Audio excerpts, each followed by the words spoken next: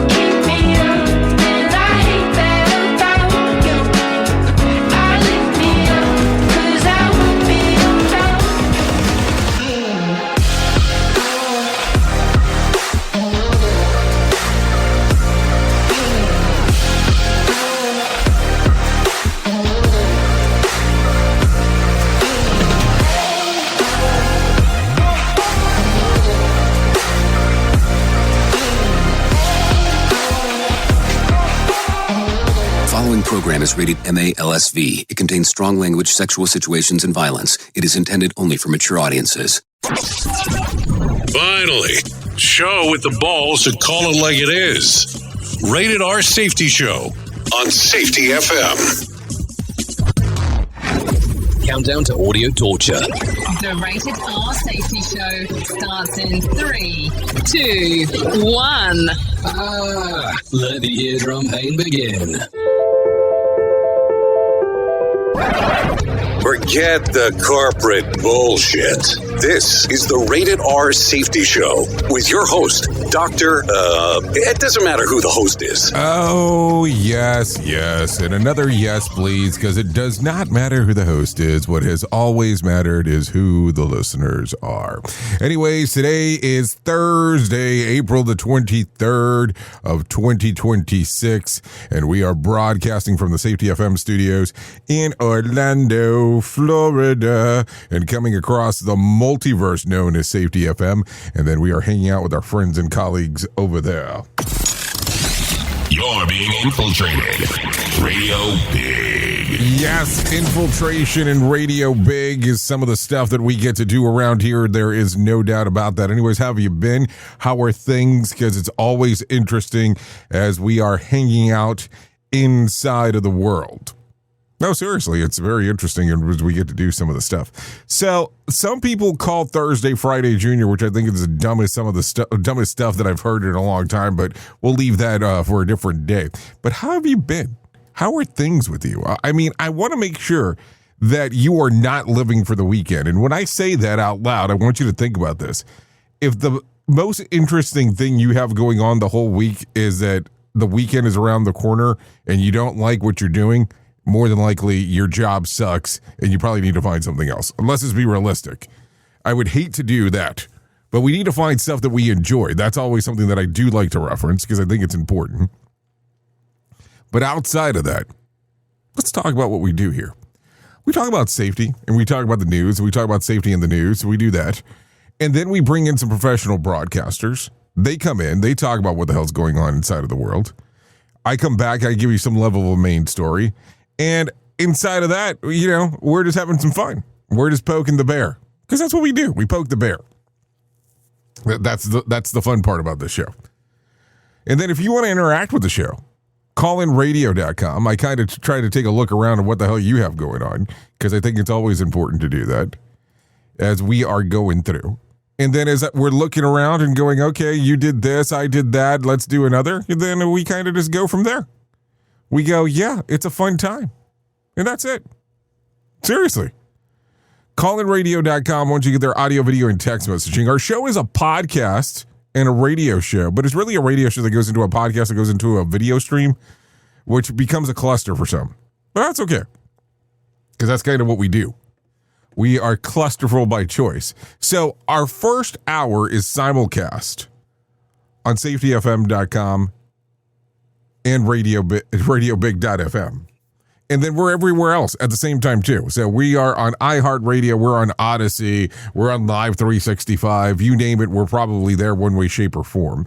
We are on all kinds of video streamers. Now, the first hour of this thing is actually dropped into a podcast at 8 o'clock Eastern time, immediately. I mean, like the first hour, once it's done, it almost drops immediately into it. And then hour 2 and 3, we do exclusively on radiobig.fm. That's radiobig.fm. So just a little FYI in regard to what the hell's going on. And then I got some stuff. I mean, that's just it. I got some stuff that we talk about, and we kind of go through the whole rig. That's it. So if you're cool with this, I think I'm pretty cool with it as well. I do have my friends from Feature Story News waiting. They want to talk. I want to hear what they have to say, so let's do that. Here is the news on the Rated R Safety Show. From Feature Story News in London, I'm Stuart Smith. A U.S Iran ceasefire remains in place on Thursday, but so too does a U.S naval blockade and Iran's closure of the Strait of Hormuz. All the while, there's no sign of new peace talks. President Donald Trump says there's no time pressure on the Iran ceasefire extension, seemingly leaving it open-ended. Speaking to Fox News, the president denied reports that the extension would be limited to 3 to 5 days. Tony Waterman has more. The president told Fox News that there is no time frame to end the war in Iran, saying it's not true that he wants to get it over with before the November midterm elections.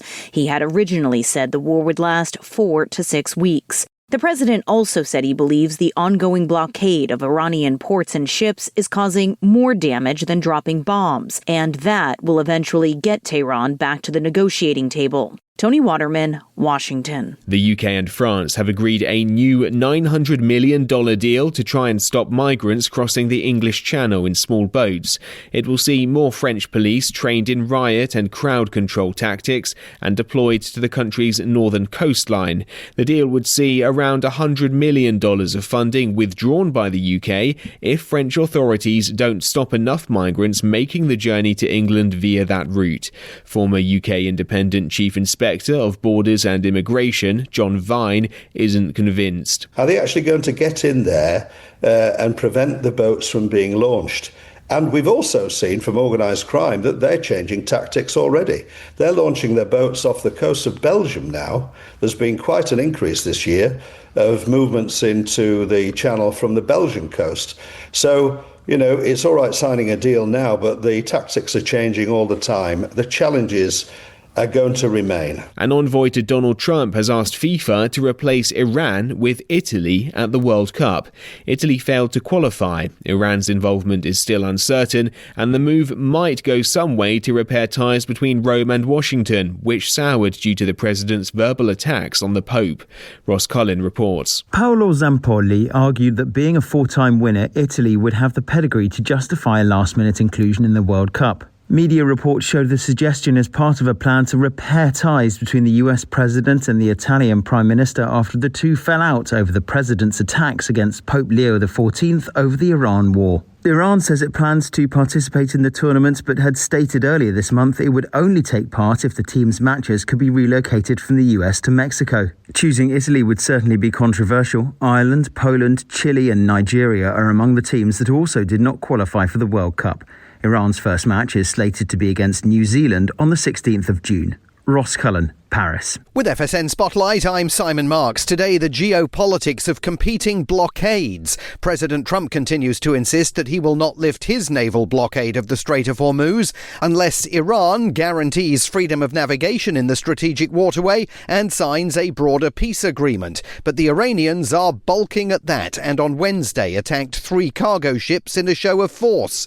Dr. Kamran Matin is a lecturer specialising in Iran at the University of Sussex. In effect, the United States has imposed a blockade on Iran's blockade of the Strait of Hormuz. It seems that actually this blockade is inflicting quite a lot of pain on Iran economically and strategically. So it might be actually the case that President Trump, knowing this, has decided that there is no reason at this point, at least, to resume actual kinetic war of bombing Iran, but just maintaining this blockade and waiting for Iranians to come to the table in a more compromising kind of fashion. Whether that works or not, we have to see, because these attacks this morning clearly shows that Iran is trying to resist or reverse this American blockade on its own shipping and ports. On Wednesday, the Pentagon reportedly warned Congress it could take 6 months to clear the Strait of Mines, suggesting higher oil prices could be with us all for a long while to come. With FSN Spotlight, I'm Simon Marks. To recap the top stories, a U.S Iran ceasefire remains in place on Thursday, but so too does a U.S naval blockade and Iran's closure of the Strait of Hormuz. All the while, there's no sign of new peace talks. The UK and France have agreed a new $900 million deal to try to stop migrants crossing the English Channel in small boats. And 5 people are in critical condition after 2 trains collided head-on in Denmark. That's the latest feature story news. Stuart Smith reporting. Listen to our host of the Rated R Safety Show self-implode on our airwaves, only on Safety FM. Do you have a claim and not sure where to turn? Coastal Claim Consultants are professionally licensed and bonded public insurance adjusters employed exclusively by you, the policyholder, to represent you after sustaining an insured loss. They assist policyholders in all aspects of processing the claim, working closely with the insured to provide the most equitable and timely settlement possible. They will provide you with comprehensive service, anything from inspecting the loss site, analyzing damages, compiling claim support data, reviewing applicable coverages, assessing replacement costs of damages, and negotiating your settlement. The adjusters at Coastal Claim Consultants will evaluate your claim for no upfront cost whatsoever. Coastal Claim Consultants' fee is based on contingency contracts and are paid when the insurance company sends you a check and it's in your possession. Coastal Claim Consultants are licensed to assist you in the following states: Florida, Texas, Oklahoma, Georgia, and South Carolina. For more information, go to coastal-cc.com. That's coastal-cc.com. For more information, lighting the way to recovery. Coastal Claim Consultants. What if everything we thought we knew about safety was just interference? From the host of the Rated R Safety Show and the founder of Safety FM comes the complete signal transmission trilogy, now available in one powerful edition. Safety, in my opinion, the book that started the conversation. Safety Mutation, where the boundaries of culture, systems, and belief begin to break. And now, Safety Transmission, the final piece of the signal. For the first time, all 3 books are together in one volume. The Signal Transmission Trilogy, Complete Edition. This isn't just about compliance. It's about consciousness. It's about decoding the way we think, lead, and live, inside and outside the system. Whether you've been following the signal since the beginning or you're just now tuning in, this is the version to own. Search Signal Trilogy on Amazon or visit safetyfm.com to get your copy now. You ever hit the wall, burnout, stressed, or just feeling that everything is piling up and thought, yeah, I probably need to talk to someone? The problem is finding the therapist who actually takes your insurance feels impossible at times. That's where Rula comes in. Rula is a healthcare company that makes mental health care easy to access and actually affordable. They partner with over 100 insurance plans, so the average copay is about $15 a session, sometimes even less. With Rula, you get matched with the right therapist for you, not just whoever's available. Their network has over 15,000 licensed professionals, and you can book an appointment as soon as tomorrow. No wait list, no frustrations, just therapy that works with your schedule and your insurance. Thousands of people are already using Rula to get affordable, high-quality therapy that actually covered by insurance. Visit Rula.com/safetyfm to get started. After you sign up, you'll be asked how you heard about them. Please support our show and let them know that we sent you there. That's RULA.com/safetyfm. You deserve mental health care that works with you, not against your budget.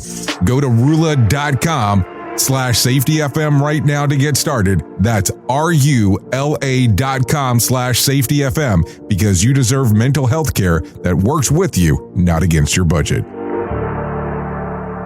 This is the radio show making your day 92% better. They measured. Here is another bit for our competitors to copy. Rated R Safety Show. Okay, so let's go ahead and get into it, and apparently pick the right screen as we are going through the whole thing of what we're talking about. So let's get into some of the information that is going on inside of the world of the multiverse, because that is kind of what we do around here. So where do we want to start? Because I always get kind of thrown off by some of this, but take a listen to this. A guy robbed a Red Roof Inn in Columbus, Ohio. As he was heading out the door, he thanked the clerk. The man got away with some cash. Take a listen to this. How you doing? Show the bag. Show it up. All right, show it up. Come on. Come on. I'm good, thank you. So, yeah, he thanked him on the way out. That's kind of the weirdest thing. So, I just robbed you, and thank you. Thank you for being so kind, I guess. I mean, I don't know. Gets kind of weird when it comes to some of this stuff as we are talking. So, it didn't know. Okay, so where do we want to start? Let's get into some of the interesting stuff. Grindr is hosting the first ever White House Correspondents' Dinner's weekend party tomorrow. I'm not joking as I say this. So let's see. The night before the annual WHCA dinner, the event aims to bring together journalists, policymakers, LGBTQ community leaders to toast the First Amendment, according to the invitation sent by Grindr's head of global government affairs, Joe Hack. Hack is said that the app represents the global community with real stakes in Washington, citing issues like HIV funding, digital privacy, and LGBTQ human rights. He added that the WHCD weekend is a perfect place for connection. There is no confirmation yet whether the openly gay members of the Trump administration, Treasury Secretary Scott Bessent, or former Kennedy Center President Rick Greno will attend the Grindr event. President Trump is scheduled to attend the WHCA dinner itself as an honoree. So there you go. Grindr hosting a correspondence dinner feels like the most unexpected crossover since peanut butter and met pickles. So there you go. What do you think here? I mean, I'm just asking. I like to ask these questions because it's an interesting one. So here you go. I got something for you. If you want to go to call-in radio, I always like to see when we talk about some of these things, but I want you to hear this. Here's something that might surprise a lot of guys and maybe bruise a few gym bros' egos as well. A new survey found that 61% of women say that men who can talk about his feelings is more appealing than a man with a six-pack. Not as appealing, not almost as appealing, but more appealing. And the reason is pretty simple. When women say emotional availability is what actually makes them feel connected, safe, and understood, a six-pack might turn heads, but a man who can communicate, that's the one who keeps the relationship alive. The survey even found that the women associate emotional openness with maturity, trust, and long-term potential, things that matter way more than abs that will last them until the next cheat day. So this raises the question, especially for the ladies listening right now. Is this true for you? Would you rather have a guy who is emotionally open or a guy who's physically perfect but emotionally shut down? Ladies, let's have the ladies. What's more attractive in real life, according to you? A man's abs or a man who can actually talk about what's going on inside of his heart? I would love to hear more about this. Go to callinradio.com because it's always interesting to me when this weirdness stuff occurs. Because listen, this is something that we don't normally talk about here, but I like to open the lines and just kind of see what people are putting in the box over here inside of the chatter-atter, because it definitely makes it some interesting times as we are talking. So let's continue going down the path here and do some other things that are going on. So Los Angeles County Medical Examiner has released an autopsy results of a 14-year-old Celeste Rivas Hernandez 2 days after the singer David Anthony Burke was charged with her murder. The report states that she died from multiple penetrating injuries and was dismembered, ruling her death a homicide. Toxicology showed that alcohol and possible drugs in her system, though some results were inconclusive. Riva remains were found in a bag inside of a trunk, and it's really the frunk of a Tesla registered to Burke in 2025 around September.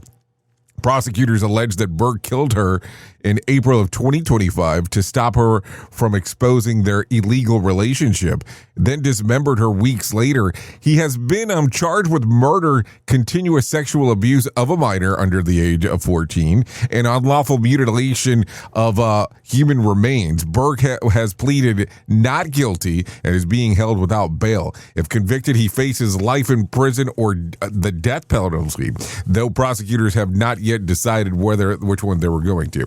Now, a couple of things here that I want you to think about. Numero uno.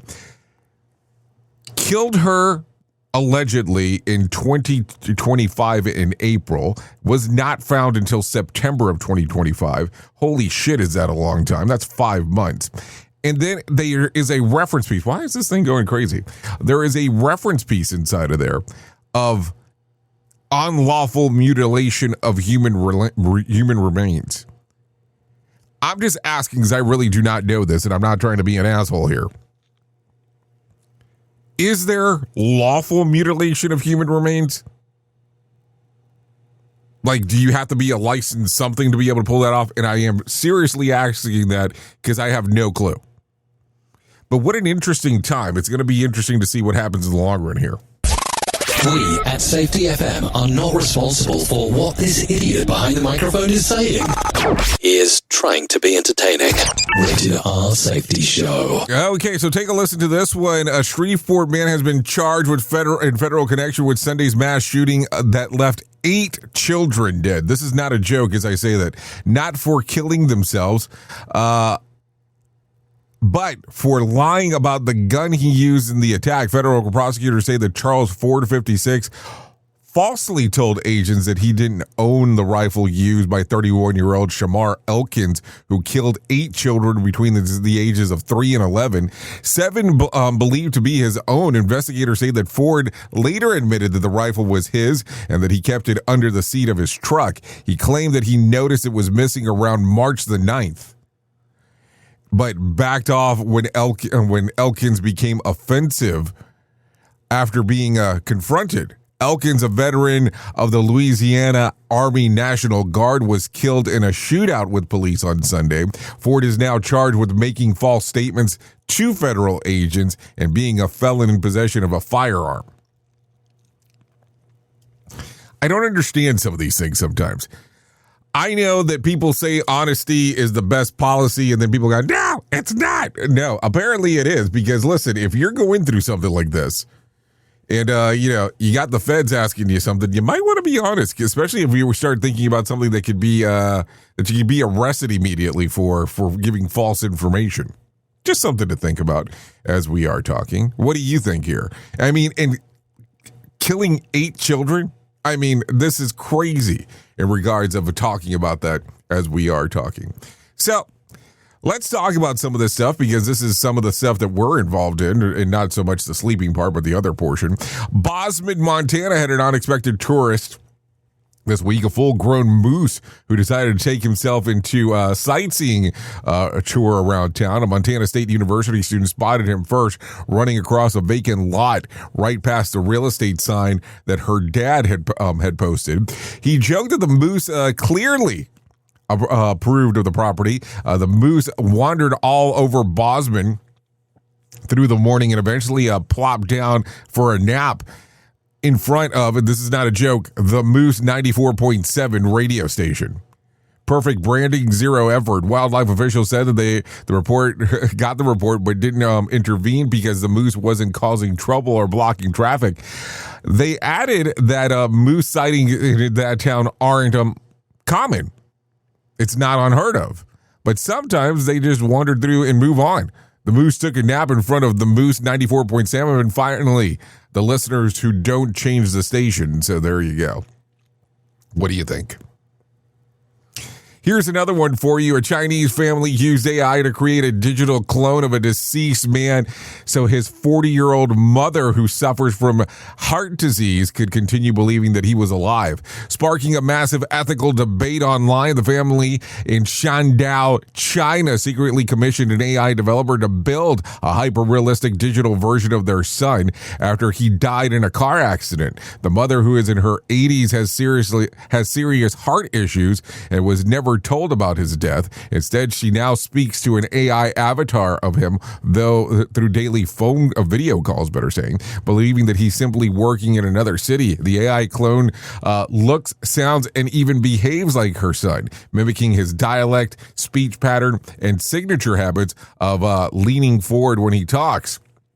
The family provided hundreds of photos, videos, and audio clips to the AI team, and who reconstructed the man so convincingly that the mother urges him to eat well and stay warm, while the AI responds with gentle reassurance and promises to visit when work slows down. The story exploded across Chinese social media, dividing the public. Supporters say that the family acted out of compassion, trying to protect the elderly woman from devastating grief. Critics argue that she deserves the truth, and that using AI to impersonate the dead crosses a moral line, especially if deception is ever uncovered.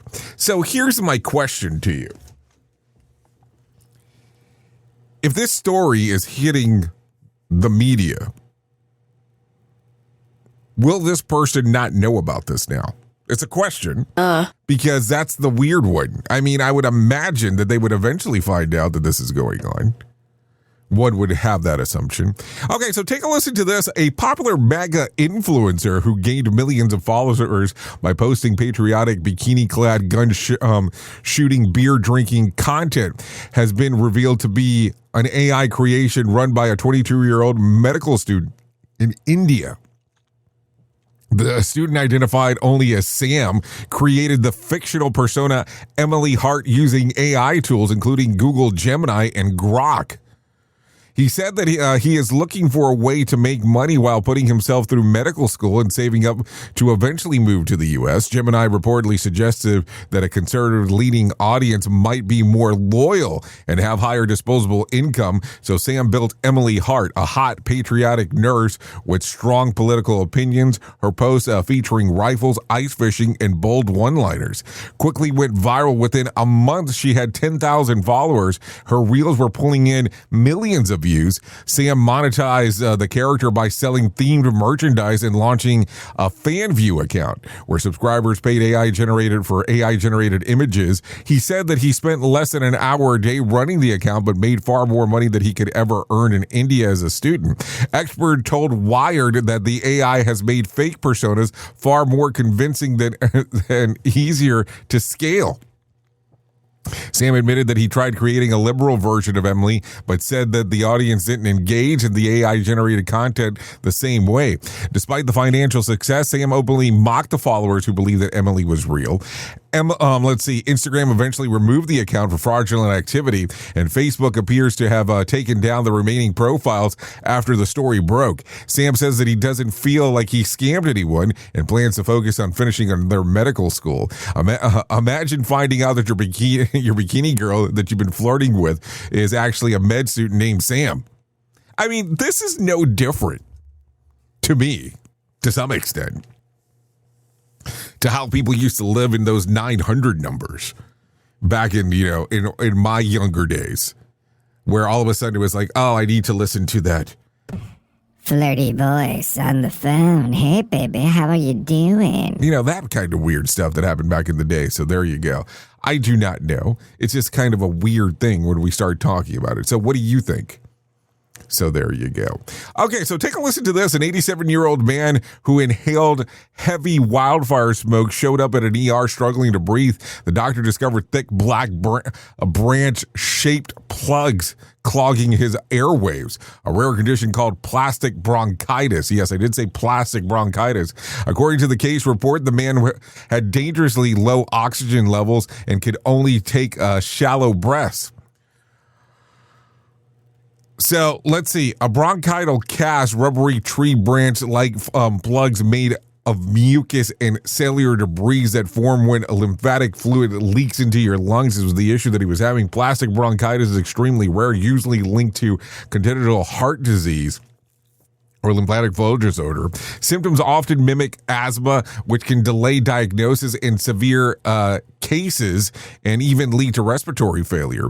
Doctors removed the cast and treated the underlying issues. The man spent a week in the hospital battling pneumonia, but recovered well. And by his 2-week follow-up, his breathing had returned to normal. I mean, what the hell, dude? That sounds terrible. So there you go. There you go. What do you think here? A lot of stuff going on inside of the world here, no doubt about that. So there you go. So take a listen to this. Here's something that says a lot about where your relationship is in 2026. A new survey found that a number one things that people want from their partner at night isn't romance, it isn't a deep conversation, isn't watching a show together. It's simply a calm, device-free wind down. No phones, no scrolling, no doom spiraling through TikTok until midnight, just being in the same room, present, relaxed, and actually connected. More than half of the people say that the last 30 minutes of the day set the tone for the entire relationship. When both partners put their phones down, the energy shifts. The room gets quieter, conversations get softer, and people feel more emotionally safe. It's like the relationship finally gets a moment to breathe. And here's the part that really hits. Most people say that they don't need anything fancy at night. They just want to feel like their partner is with them, not competing with a screen. So what do you think here? No, this is a serious question. What do you think here? I'm just asking. So there you go. How do you feel at night? Is this something that's important to you or not? Let me give you one more. A McDonald's in California has been open more than 50 years without ever serving a single customer because it isn't a real restaurant. Built in the 1978, it is the city of industry. The location is actually a full-scale McDonald's filming set used for thousands of commercials. It looks authentic from the outside, but it's surrounded by a 10-foot fence. Has movable trees, rotating signage, higher ceilings for lighting, and dressing rooms inside. The mock restaurant has a fully stocked kitchen and could operate like a real McDonald's, but its only purpose is production, giving the company a place to film without shutting down an actual franchise. So what do you think here? Oh, sounds like a simulation to me. Okay, so there you go. Okay, with that being said, 32 minutes past the top of the hour, and that seems to be the sweet spot.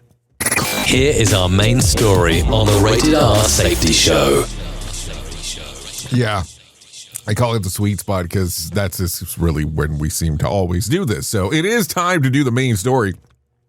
And today we're going to mix two concepts that should sound like they belong in completely different universes. But there's an intention behind this. On one hand, we're going to talk about the rigid, highly technical corporate HR procedure. And on the other hand, we're going to talk about the pure, unadulterated human emotion.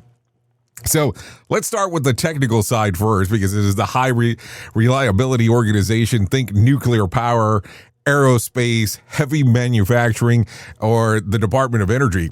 There is a formal mechanism built in the system called DPO. Let's try that again. DPO, a differing professional opinion.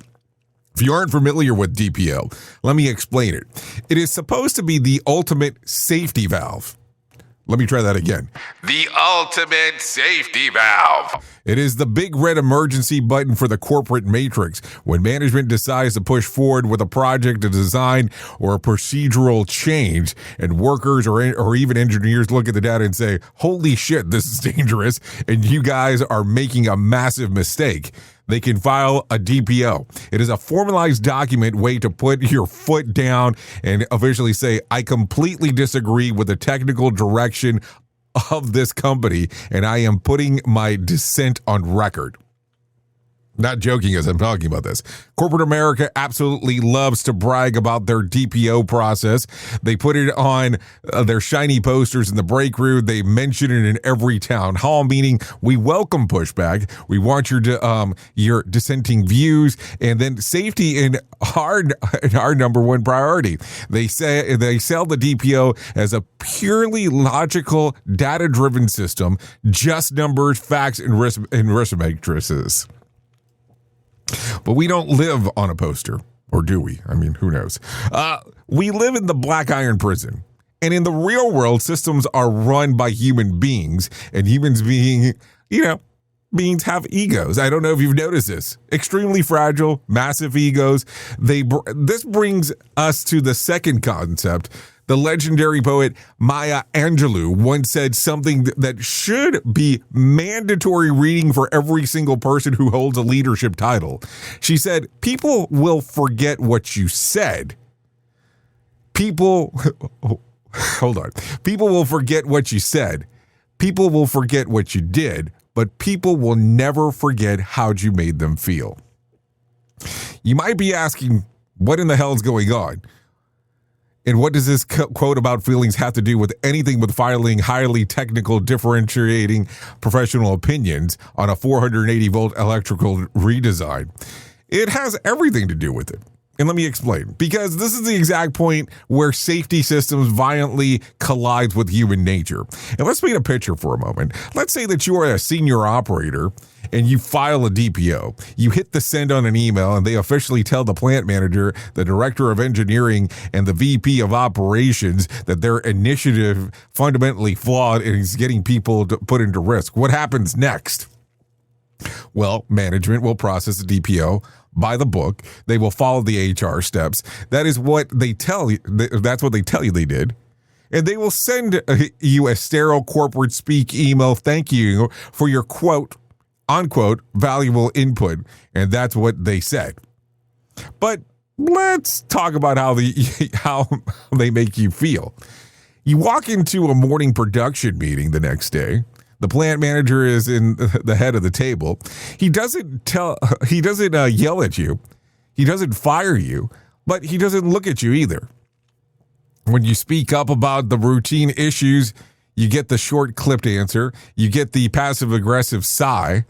You notice the eye roll exchange between the director and the VP, and suddenly you aren't copied on email threads for the project anymore. When the group goes out to grab lunch, your invite magically gets lost. When it's time to hand out the overtime shifts or premium assignments, somehow your name slips to the bottom of the list. Management checked the legal box. They officially welcomed your dissenting opinion, but the rated R truth here, they took it personal. They definitely took it personally. Their ego took a hit when, you challenged their authority on record, and then you're making a damn sure that they know it. They made you feel like a traitor. They made you feel like you're a troublemaker. They made you feel like you're liability to the team. And remember the quote, you will forget the email they sent. You will forget the HR meeting. And you will never, ever forget how they made you feel in the room. And here is the catastrophic part about the whole thing. The part that actually gets people killed in complex systems. You are not the only one who remembers how they made you feel. The entire floor is watching. Every single worker in the facility is paying attention to what is happening to the guy who pushed the big red button. Duh. When you go back to the tool crib, your crew is going to ask, the DPO process, how it went, right? And you are going to look at them and say, yeah, they followed the paperwork, but I'm officially on the shit list now. My career here is basically dead. Do you ever file one of those things? In that single conversation, the DPO process just transformed into a safety valve into a radioactive button. In that single moment, psychological safety is completely obliterated. And the signal, well, it's dead. Because the next time critical flaw is noticed, the next time the system is drifting towards a catastrophic failure, nobody is going to say a damn word. They aren't going to file the paperwork. They are going to keep their mouth shut. Keep that in your mind. Keep your head down and let's get the hazard grow in the dark. Why? Because they remember how management made the last guy feel or the last gal feel. When leadership allows their bruised egos to dictate their reaction to dissenting information. They're actively engaging in conduct that is detrimental to the team. So how do we fix this? How do you lead through the bruised ego? If you are a manager, a director, or a safety professional, you have to wake the fuck up and realize that that the way you handle pushback is defining metric of your culture. You have to separate your fragile ego from the physical data. When someone files a DPO against your decision, your natural human instinct is going to be defensive. You are going to want to fight back. You are going to feel insulted is really what it's going to boil down to. You have to deploy what we call here JKD or Jeet Kune Do. You have to strip away the useless emotion. You cannot just follow the HR steps and send a sterile email. You have to actively and intentionally go out of your way to make the worker feel valued. You have to walk out on the floor, you shake their hand, and you look them dead in the eye in front of their peers and say, I received your DPO. I know it takes a massive amount of guts, some people might even say balls, to put your name on a document telling me I'm wrong. And I respect the hell out of you for doing so. And we are going to review the data together.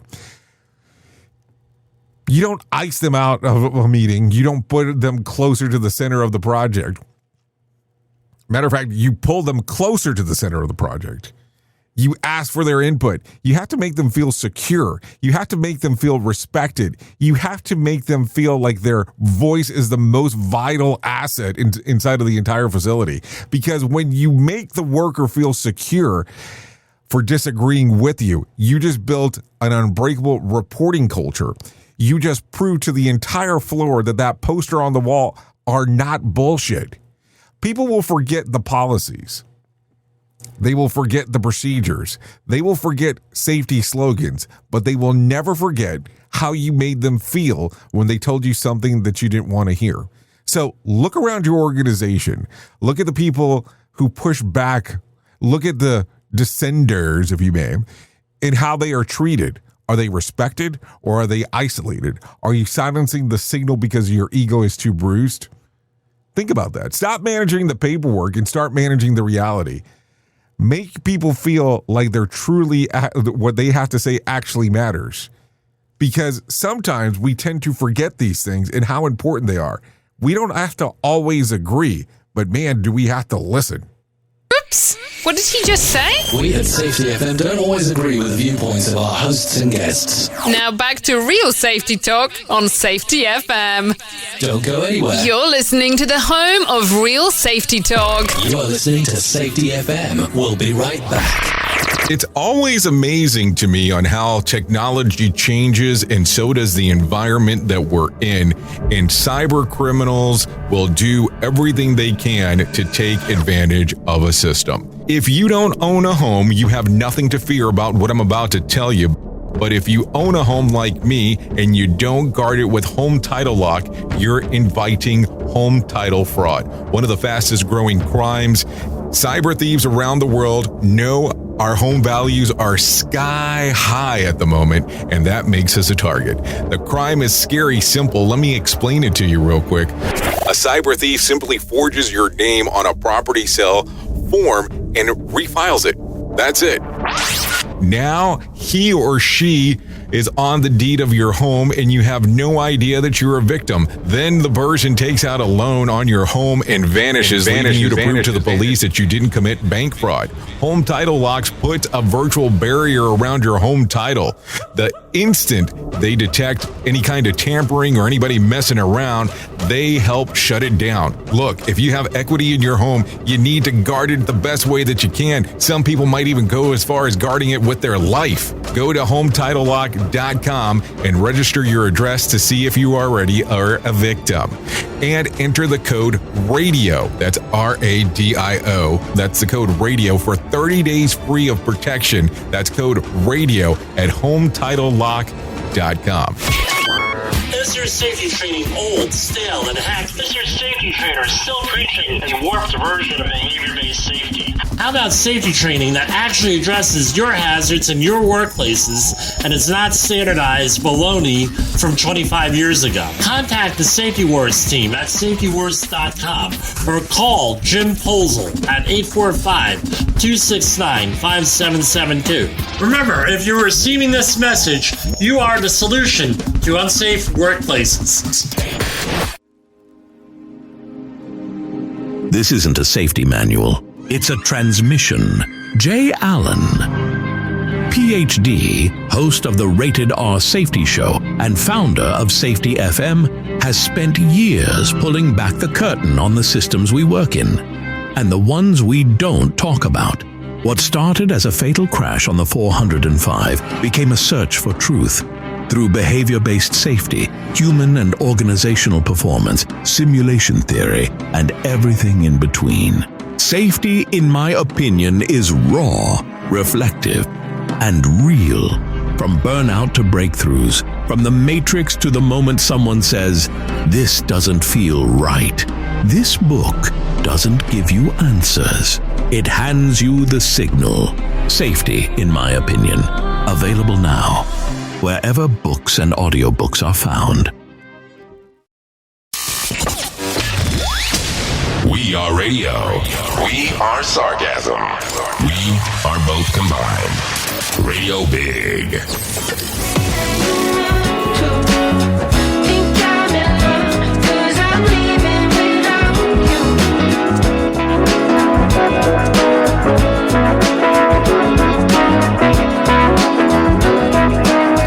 Okay, here we go. Currently, let's see, 45 minutes past the top of the hour. As you and I are hanging out on this lovely Thursday. Yeah, this one right here playing. This is Tommy Wynn. Titled "I'm in Luck." Not a joke. As I say this.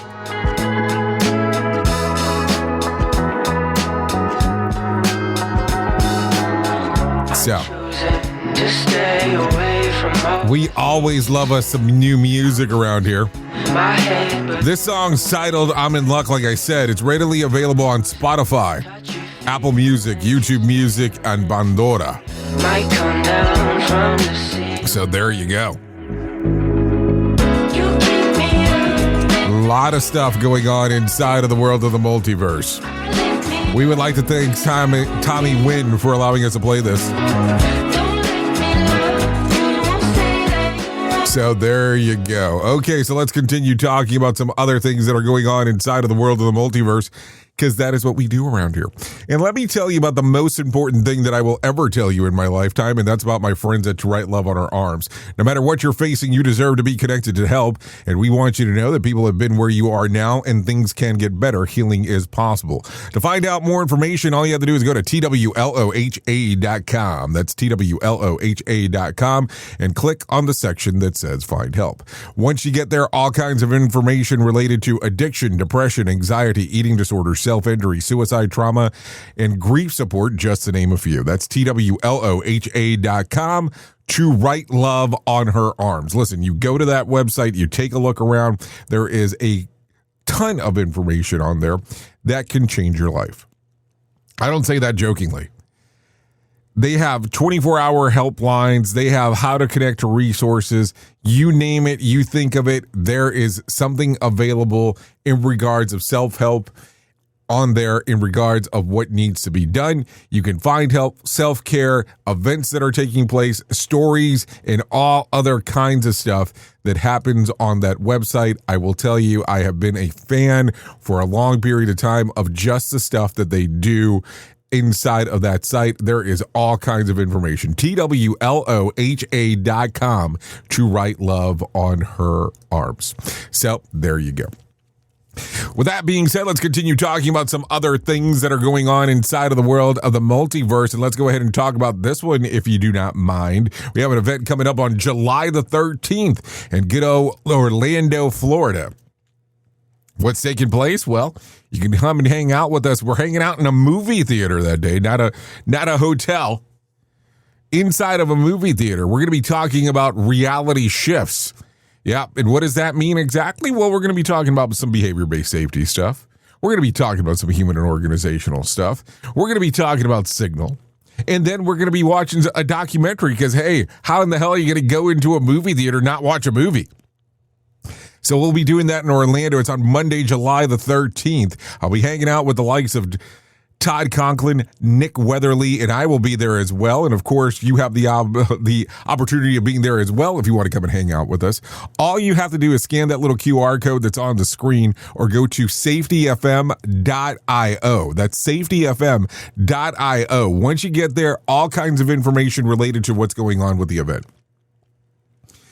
Listen, it's going to be definitely a different time. People are going, well, why are you doing this on a Monday? Well, this way you can hang out in Orlando over the weekend if you want to. So that's safetyfm.io or scan the QR code that's on the screen. I think it's going to be a good time, us hanging out, and maybe some special surprises as we are doing our stuff. No doubt about that. Anyways, with that being said, I got some John Small waiting in the wing, wanting to talk about what the hell is going on with the Motivation Minute. So let's go ahead and do that right now. The Motivation Minute. Courtesy of JaceCaseMedical.com. Today's quote was submitted by Samantha. Elon Musk said, "When something is important enough, you do it even if the odds are not in your favor." I love this. I've been involved in some events that fall into this category. It looks like we're not going to be successful in raising the funds for an event, but then it's something that matters to me and to others, so we push forward and we find a way. I've been amazed at the number of times that this has happened. I've been working with the committee on something. Typically, somebody will say something like, well, it looks like we're not going to be able to do this. Usually it's because we're short of funds to do whatever the event is. But then at the 11th hour, in God's perfect timing, something will happen that changes everything. I've had people step up and donate thousands of dollars to revive a community project. Yeah, I've seen it happen. A lot. The Motivation Minute. This has been the Motivation Minute. I'm John Small. Thanks for listening. Your favorite motivational quotes can be submitted for upcoming programs at motivationminute.org. Here is the news on the Rated R Safety Show.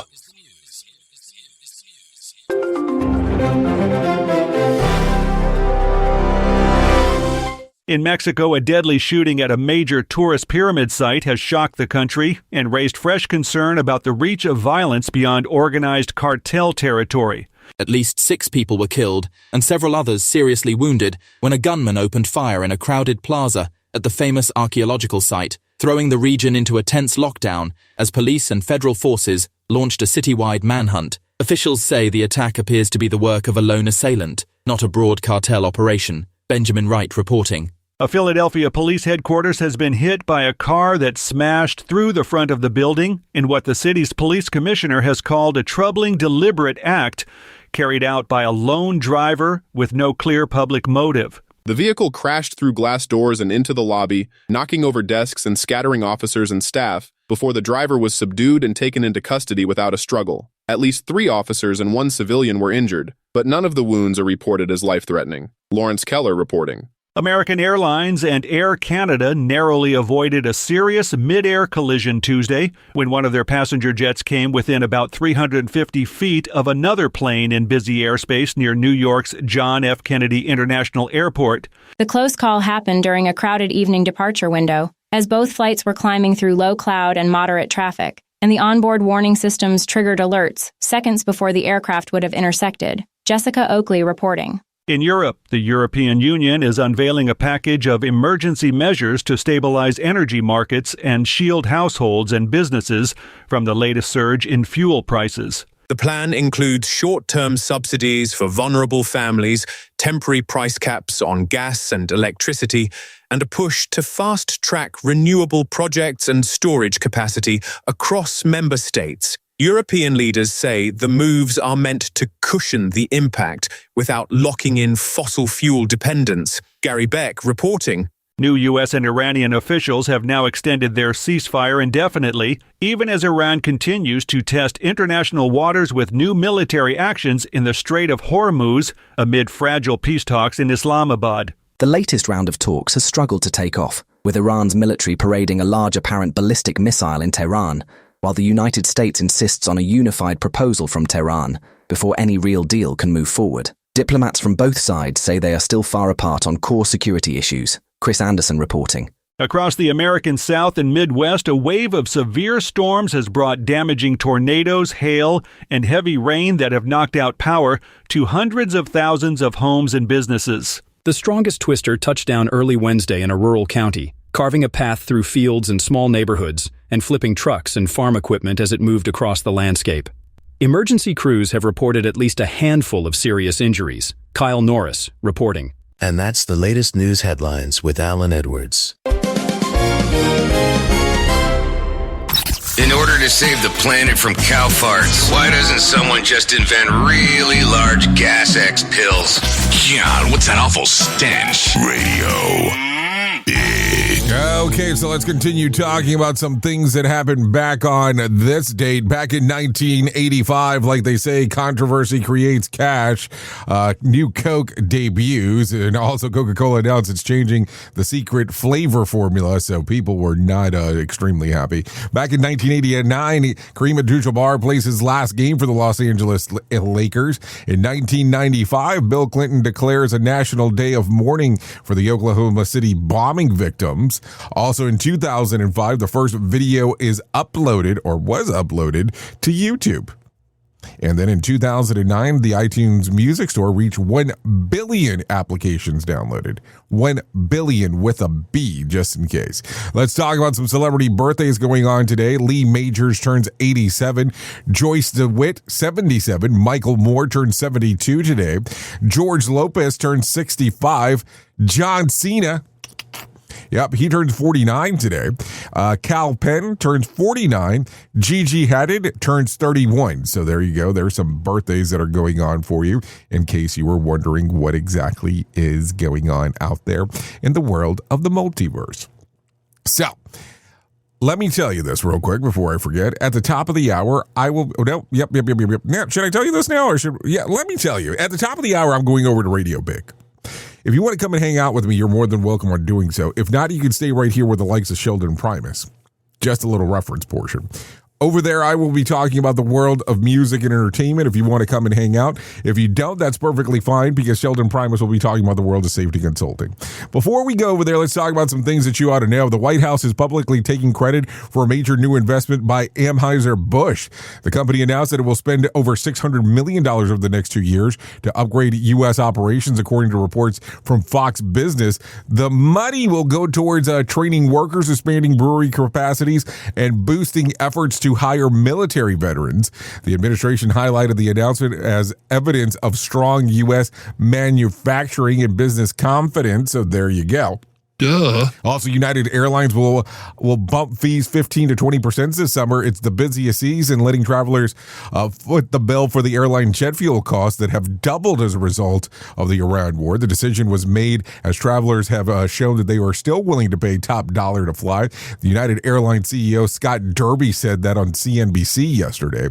Also, in some other news, Defense Secretary Pete Hegseth fired U.S. Secretary of Navy John C. Flynn amid President Trump's ongoing conflict with Iran centered on the Strait. Flynn was removed yesterday after a dispute over Trump's push to rapidly build a new Golden Fleet. So there you go. On a military vessels, a source told the New York Post that the administration wanted to accelerate the shipbuilding to match the president's agenda, but believed that John wasn't able to deliver and wasn't well liked. The firing comes as tensions remain high around the strait, a key point of the broader U.S.-Iran confrontation. So there you go. Anyways, there you go. Let me give you some words of wisdom for today. You don't have to attend every argument. You're just invited. And if you need some words of advice, put lemon slices in your water. It keeps you hydrated and it boosts your mood. Some things to think about. Anyways, I know who you are. You know who I am. Love you, mean it, and goodbye. The views and opinions expressed during this broadcast, podcast, or radio show are solely those of the host and guests and do not necessarily reflect the official policy or position of Safety FM and or Radio Big. The content discussed, including examples of analysis, is provided for illustrative purposes only. It should not be applied as the sole solution in real-world scenarios, as it is based on limited and dated open source information. Any assumptions made during this broadcast, podcast, or radio show are not reflective of Safety FM and or Radio Big. No portion of this broadcast, podcast, or radio show may be reproduced, stored in a retrieval system, or transmitted in any form or by any means, electronic, mechanical, recording, or otherwise, without prior written permission of Safety FM and or Radio Big. For permission requests, please contact Safety FM or Radio Big directly.